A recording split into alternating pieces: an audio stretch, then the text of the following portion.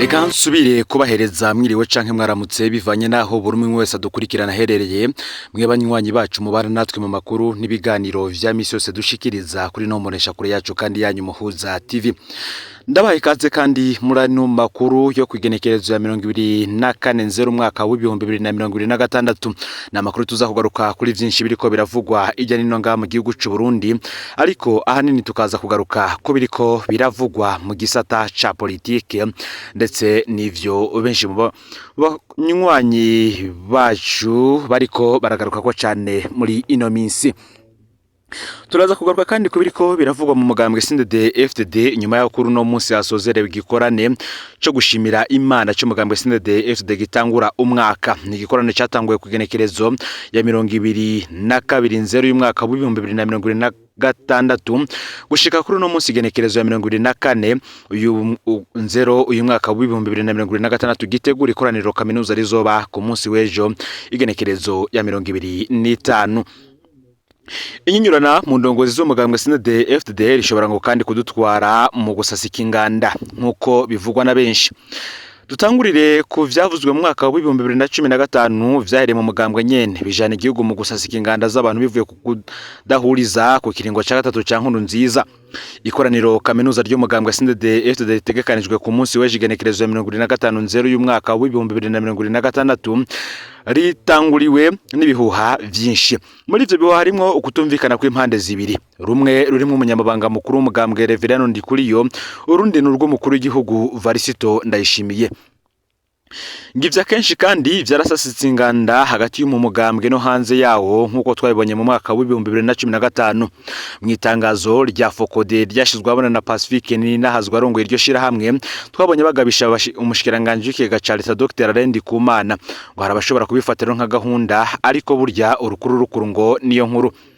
Ba Arendi Kumana bashobora kuba benshi, uwo mugambwe udahinduye akaranga mutima, ubuzima bw'umuntu n'amazi aseseka ntibayore. Muri bibihe ngo turateye intege abajejwe gateka kazi na muntu batabariza abanyuruzwa bakanabarangisha ababurwa irengero. Mugihe rero bari ku munsi wabo ho mu masengesho gushimira Imana yatunganijwe n'umugambwe CNDD-FDD, imbere y'umutaga haba inyigisho zatanzwe ku ndongozi. Muri izo nyigisho umunyamabanga w'umukuru w'umugambwe CNDD-FDD Reverano Ndikuriyo yagarutse kuri bimwe mu vyo yaranguye mu kiringo c'imyaka 5 amaze arongoye uyu mugambwe, na cyane gushira mu ngiro intumbero y'umukuru w'igihugu asanzwe arongoye inama nkuru y'inararibonye z'umugambwe CNDD-FDD. Reverano Ndikuriyo akavuga ko icambere kwabaye gukomeza intwaro yubakiye ku bene gihugu, guteza imbere intwaro ibereye. Umunyamabanga mukuru w'umugambwe CNDD-FDD Reverano Ndikuriyo agahamagarira indongozi kugwanya ubwoba kuko ubwoba ari umwasi w'umuntu umutuma gukora nabi ivyo ajejwe.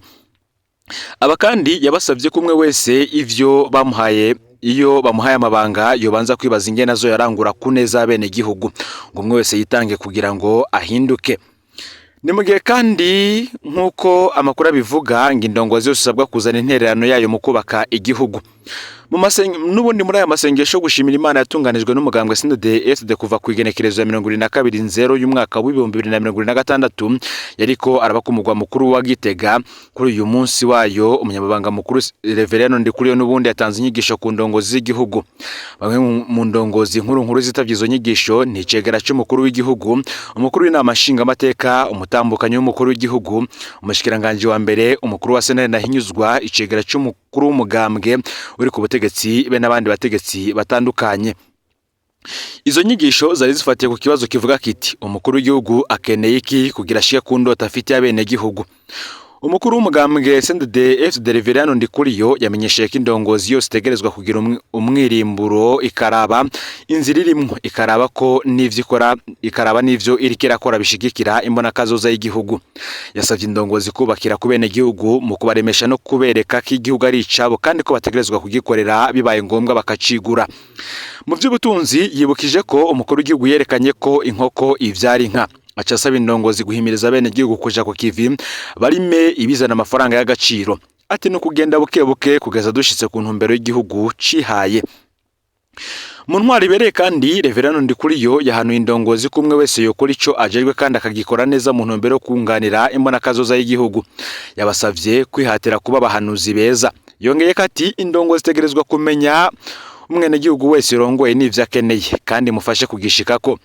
Umunyamabanga mukuru w'umugambwe CNDD-FDD Reverano Ndikuriyo yasabye indongozi zibona ko hari ico zitakoze kwikebuka ngo zihinduke, umwe wese azana itafari yo mu kubaka igihugu. Yabahimirije kwiyumvira ati mbega mu myaka 50 dukeneye ko igihugu kizoba kimeze gute, maze bace bategura bongere bakora ibikorwa bizotuma muri ico kiringo kizoba giteye imbere nk'uko bavyumviriye. Reverano Ndikuriyo yanebaguye indongozi zimwe zimwe zidindiza ibikorwa vy'iterambere gushika naho bashavuza bene gihugu. Ati uko nukugwanya ubutegetsi kandi baburimwo. Yabahamagariye kwisubira ko bahinduke. Umunyamabanga mukuru w'umugambwe CNDD-FDD amaze kwerekana vyinshi bitakozwe kandi vyategerezwa kuba vyarakozwe kera, yibukije bari muri izo nyigisho ko benshi muri bo bari mu bafata ingingo kandi ko bategerezwa guhindura ibintu. Aha niho yaboneyeho kandi no guhimiriza indongozi kubaka izina babere ikirore abo barongoye. Mu kurangiza izo nyigisho kandi umunyamabanga mukuru w'umugambwe yasavye abatarabikora gushiraho mu maguru masha umushinga w'imora kazoza. Ati bitagenda neza niko kazi indongozi bazifije kugira ngo bikosogwe maze igihugu kiramirize mw'iterambere nk'uko yavyitangarije. Si Reverano Ndikuriyo wenyene yagize ico ashikiriza kuko no mukuru w'igihugu Varisito Ndayishimiye nawe yagize ivyo ashikiriza. Aho mukuru w'igihugu c'u Burundi yasavye indongozi gukora zisunzimo n'akazoza y'igihugu y'ibihumbi 2040 gushika mwaka w'ibihumbi 2060.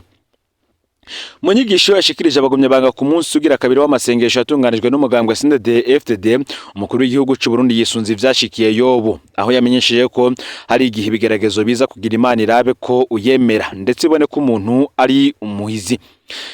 Yashikirije ko ashimira bene gihugu bo muri komine Matongo bafashe ya mbere mu kuvomera imirima muci, aho usanga imirima itotahaye, aho umukuru w'igihugu akagira ati vyerekana ko ari abahizi. Umukuru w'igihugu yanashikirije ko uyu mwaka uheze wabaye umwaka wo gusubiza hamwe kandi ko abarundi babonye ko Imana yibanze ku Burundi, ngo babonye ivyo bibonekera ku bumwe buri hagati y'amadini ndetse ngo n'abarundi baragarutse ku muzi wo gukingira igihugu, aho urwaruka rwifuza kuja mu nzego zicungera igihugu. Umukuru w'igihugu yaboneyeho n'akaryo ko gukebura indongozi, aho yashikirije ko indongozi zitegerezwa kubimbonera kure kugira ngo zibone kure mu bisata vyose vy'igihugu mu gukora bisunzemo n'akazoza y'igihugu. Akaba yagize ati korera kumo n'akazoza dukanure kugira n'uzosubirizwa azosige afise ivyo yerekana. Umukuru w'igihugu yarasavye kandi indongozi ko zishitse ku kazi zoshoka ziraba ico zikora, ntihagire uhitira kwirigara mu kurindira ko babaha ibikorwa. Yibutsa ko umuntu wese yirigwa kwirigara ataba ari muri mbona kazoza y'igihugu. Mu gusoza inyigisho z'uwo mukuru w'igihugu yaciye asengera igihugu, aho yasavye Imana guhezagira ivu ry'u Burundi, akaba yanasavye kandi Imana imvura y'agatasi n'impeshi yogwa neza. Umukuru w'igihugu yahereje Imana n'iyi mpesha abarundi batanguye kurimira ngo ihezagira imbuto imiryango yose y'abarundi ndetse ngo yirukane n'indwara zose zotuma abarundi batagira intege zo gukora. Si ivyo gusa kuko ngo umuntu wese amenye ko ari indongozi ahari hose kuko niwe aca acunga ibiraho. Kuri uyu munsi rero ugira gatatu w'igikorane cyateguwe n'umugambwe CNDD-FDD kiriko kibera ku kibuga Ingoma ku mugwa mukuru wa politiki Gitega, umukuru w'igihugu Varisito Ndayishimiye ariko araremesha ikiganiro ku ndongozi zitandukanye z'igihugu. Muri izo ndongozi harimwo umutambukanyi w'umukuru w'igihugu Angelina Ndayishimiye, umushikiranganje wa mbere wa leta y'u Burundi Nestor Ntahontuye, umukuru w'inama nshingamateka Geras Daniel Ndabirabe ndetse n'umukuru w'inama nkenguzamateka harimwo kandi n'umunyabanga mukuru w'umugambwe uri ku butegetsi CNDD-FDD Reverano Ndikuriyo, umukuru wa Senate Nahinyuzwa hamwe n'utwara Senate ijejwe kubahiriza ibwirizwa shingiro, umuhuza w'abarundi uwahoze ari umutambukanyi w'umukuru w'igihugu Denise Nkurunziza, abashikiranganje bagize leta y'u Burundi hamwe n'abashinga amateka n'abakenguza amateka hamwe n'izindi ndongozi zitwara ibisata bitandukanye vy'igihugu. Muri izo nyigisho umukuru w'igihugu yamenyesheje ko kuba indongozi bihera mu muryango, ngo kuko umwe wese aba indongozi ahari hose. Umukuru w'igihugu aho yagize ati umwe wese amenye ko ari indongozi ahari hose kuko niwe ucunga ibiraho uhagaze. Umukuru w'igihugu cy'u Burundi yibukije indongozi kwihangiro ry'ivyo bakora bari ku kazi, ntibarindire ubakazi ndetse bakore bisungimo n'akazoza ku buryo rirya terambere ryo mu mwaka wa 2060 abarundi barishike ko mu mwaka wa 2030. Ngo kuko birashoboka Umukuru w'igihugu kandi yibukije indongozi ibiranga umurongozi mwiza, aho usanga yigisha abandi ico bokora kugira batere imbere. Agatanga akarorero ko murimyi mworozi afise amashuri make Jean de Dieu Gatabazi wo muri komine Bwambarangwe asanze akora uburimyi bwa kijambere ndetse akaba yigisha n'abandi kurima kijambere. Ubundi umukuru w'igihugu yatanze akarorero ni umuyobozi mukuru atwara ibitaro by'abasirikare mu Kamenge Hôpital Militaire de Kamenge. Aha Varisto Ndayishimiye akaba yibukije ko indongozi zikorera bose, aho agira ati indongozi ntigira ubwoko, umuryango canke igitsina ngo kuko akorera bose atanumwe avuyemwo, kuko ni umusuku w'abenegihugu ndetse naho yoba afise ishiramwe atwara aba indongozi acariha uwundi akaritwara nawe agaheza akaja gusukurira abenegihugu. Umukuru w'igihugu agasaba abatwara amashengero n'imigambwe kwigisha bo bajejwe kuba abasirimu haba mu nyambaro no mu kwifata neza kugira n'abandi babone ko afise abanywanyi bifashe neza. Mwomenya ko inyuma y'izi nyigisho kandi ku ndongozi zica zikurirwa n'amasengesho asozera igikorane catangwe kuva ku genekerezo ya 2022 uyu mwaka wa 2026 ku kibuga citiriwe Ingoma hariya Igitega. Nkuko kandi amakuru adushikira amashikanwa agizwe n'amafaranga n'ibifungurwa yatanzwe n'abagumyabanga kugira ngo afashe impunzi z'abanyekongo bahungiye mu Burundi. Mu ntumbero yo gushimira Imana ko vyizikorera umugambwe CNDD-FDD abagumyabanga bo mu ntara zitandukanye ukari zitanu hamwe na Fondation Pax Burundi bashikanye ibifungurwa bitandukanye kugira bashigikire impunzi z'abanyekongo bahungiye mu Burundi. Iryo shikanwa ku ntara aho hatangwa ishiramwe Fondation Pax Burundi rirongoye n'umunyamabanga mukuru w'umugambwe CNDD-FDD akurikira intara ya Burunga hamwe intara ya Buhumuza akurikira intara za Bujumbura na Butanyerera hamaso zera intara ya Gitega isanzwe yakiriye igikorane cyo gushimira Imana cyateguwe n'umugambwe CNDD-FDD. Imirongo ikaba yari miremire cyane, bashikana ayo mashikanwa bamwe bakaba bikoreye ibiseke abandi amaguni ndetse n'ibisamba vy'ibiraya ibitunguru amashu n'ibindi bitandukanye. Ayo mashikanwa akabagize n'itoni 19 n'ibiro 500 vy'ibiraya, itoni 6 n'ibiro 600 vy'umuceri, itoni 12 n'ibiro 500 vy'ibiharage, itoni 8 n'ibiro 700 vy'intete z'ibigori, itoni 10 n'ibiro 400 vy'ubududu, itoni 4 n'ibiro 180 vy'ifu y'imyumbati, ubuyi itoni imwe hamwe n'ifu y'ibigori ingana n'ibiro 300. Iruhande y'ivyo bifungurwa kandi abagumyabanga bakaba bashikanye amafaranga angana n'imiliyoni 44 n'ibihumbi 40 murantunge bakaba bashikanye amafaranga angana n'imiliyoni 44 z'amafaranga y'u Burundi nkuko amakuru adushikira abivuga. Ayo rero akaba ari amakuru ariko aravugwa hirya no hino mu gihugu. Sivyo gusa kandi twogaruka ko kuko ku munsi w'ejo igenekerezo rya 2023 mu nama ya bose yarirongowe n'umukuru w'inama nkenguza amateka nyiteka Gervais Ndirakobuca, abakenguza amateka bize bongera kandi baremeza bose integuro y'ibwirizwa rikingira ibitororokanywe ku muntu bimuranga.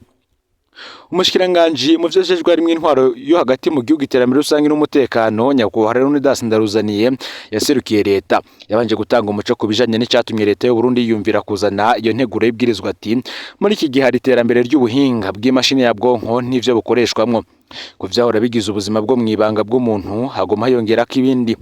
Muri ivyo rero twovuga ibitororokanywa vyerekeye umuntu bwiwe biboneka ko bihurumbirwa n'abandi. Yashikirije ko kandi igikorwa cyo guhinyanyura ivyo bitororokanywa gitegerezwa gutunganywa hubarijwe uburenganzira bwa muntu n'agateka kabo. Umushikiranganje Ndaruzaniye yongeye kandi avuga ko ivyo amategeko yerekeye ibitororokanywa vyerekeye umuntu bwiwe ategerezwa kuba ari amategeko akingira ibintu vyose umuntu afitiye uburenganzira.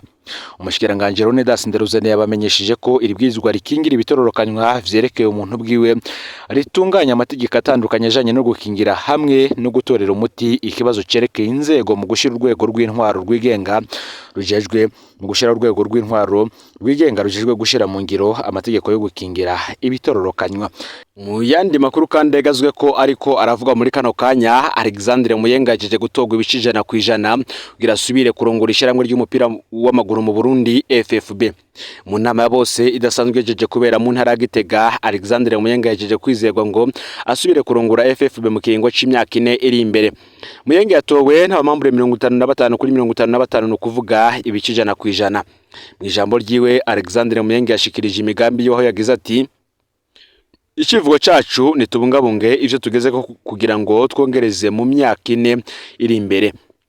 Ndabashimye mwese mwatwizeye kugira duteze imbere football yacu. Umupira w'amaguru ni wa twese, no gufashanya kugira ngo ibikorwa bizogende neza. Ivyo twifuza kurangura ni ugw'amahirwe ashoboka ugwaruka rugakina umupira kuko niwo mushinge w'iterambere.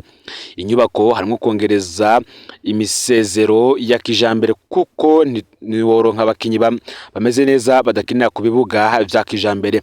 Tuzokongereza kandi uburyo butangwa mu gufasha imigwi, amafaranga azokongerezwa ku mugwi watahukanye igikombe no guteza imbere amahiganwa yo ngahi wacu. Kwitaho gusumba no gushigikira umugwi nserukira igihugu turi kumwe n'ubushikiranganje bw'inkino n'imico kama, ndetse no gushiraho inyigisho formation yo kubamenyereza abagarikizi, abarongozi, abamenyesha makuru ndetse n'ibindi. Rero niyo makuru yaragezwe ko muri kano kanya. Fyonde subscribe canke s'abonner niba utarafyina ko kugira ngo tujucikanwa nadushikiriza, usangize ano makuru bagenza aho bari hose kugira ngo nabo baje rabo mu bambere bashikirwa nabiriko biravugwa bigezwe ko nga mu gihugu c'u Burundi, yoba muri politike, agateka kazi na muntu, imigenderanire n'andi makungu ndetse n'ibindi vyinshi babiriko biravugwa bigezwe ko irya nino mu gihugu c'u Burundi. Ni Umuhoza TV rero, Imana ibahezagire ibikorwa vyanyu vya misi yose muriko murakora.